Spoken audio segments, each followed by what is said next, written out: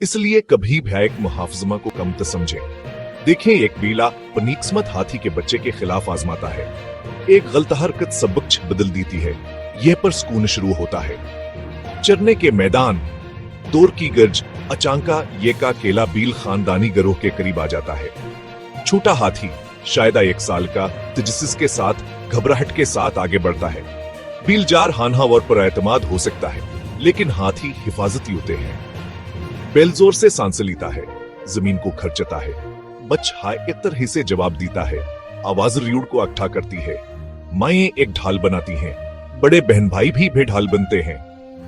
कानबाद बानों के तरह फैले हुए बेला चकचाता है, सरहद की जांच करता है, फिर धोखेबाज हमला की कोशिश करता है।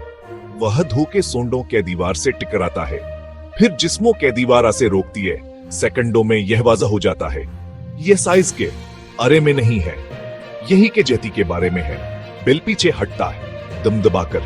वो सीखता है कि कुछ हुदूद नाकाबिले अबूर हैं। बच हम महफूज रहता है, रीवुड आराम करता है, तो वजन बहाल होता है।